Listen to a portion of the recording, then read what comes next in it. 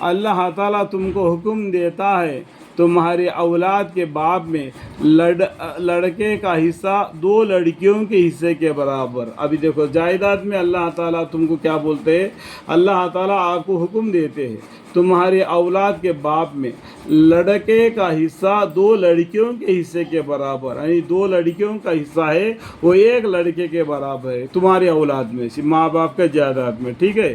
اور اگر صرف لڑکیاں ہی ہو، 2 سے زیادہ ہو، تو ان لڑکیوں کو 2/3 ملے گا اس مال کا جو کہ وارث چھوڑ مرا ہے۔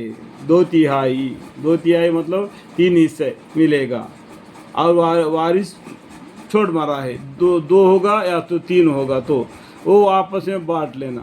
اور اگر ایک ہی لڑکی ہو تو اس کا نصفہ ملے گا، یعنی 1/4 حصہ اس کو ملے گا۔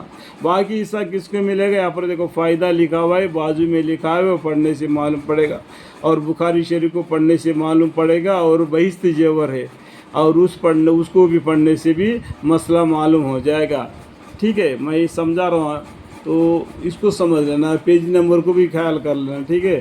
اور ماں باپ کے لیے یعنی دونوں میں سے ہر ایک کے لیے میت کے ترک میں سے چھٹا حصہ ہے، یعنی 10 حصے کریں گے تو ماں باپ کو 6واں حصہ ملے گا۔ اگر میت کے کچھ اولاد ہو تو ان کو ملے گا آگے، اور اگر اس میت کے کچھ اولاد نہ ہو اور اس کے ماں باپ ہی اس کے وارث ہو تو اس کی ماں کا 1/3، اگر میت کے 1 سے زیادہ بھائی یا بہن ہو تو اس کی ماں کو 6واں حصہ ملے گا، اور باقی باپ کو ملے گا۔ اور وصیت نکلنے کے بعد کی میت اس کی وصیت کر جاوے یا دینے کے بعد وصیت کر کو گئی ہے یا نہیں کر کو گئی تو اس کے بعد میں، یہاں پر بھی فائدہ نمبر 4 لکھا ہوا ہے، وہاں پر معلوم پڑے گا، ٹھیک ہے۔ تمہارے اصل امزوا جو ہے تو پورے طور پر نہیں جان سکتے ہو کہ ان میں کا کون شخص تم کو نفع پہنچانے میں نزدیک تر ہے۔ یہ تمہارے جو دوست قریبدار رشتہ دار ہے وہ تمہارے نزدیک کون اچھا آدمی ہے تم نہیں جانتے۔ تمہارے اسوال یعنی تمہارے خاندان والے، اور فضوا نزدیک اور دور کے رشتہ دار والے جو ہے، تم پورے طور پر یہ نہیں جان سکتے ہو کہ ان میں کا کون سا شخص تم کو نفع یعنی فائدہ پہنچانے میں نزدیک تر ہے۔ یہ اللہ جانتے ہیں، اس لیے حکم اللہ دیتے ہیں۔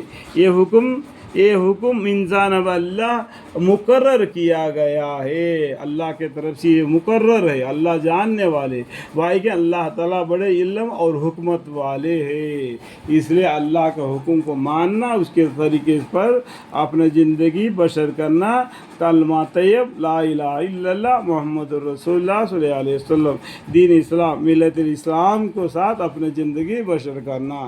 اگر ہم سے کوئی غلطیاں ہو گئے تو اللہ ہمیں معاف فرمائے، آمین۔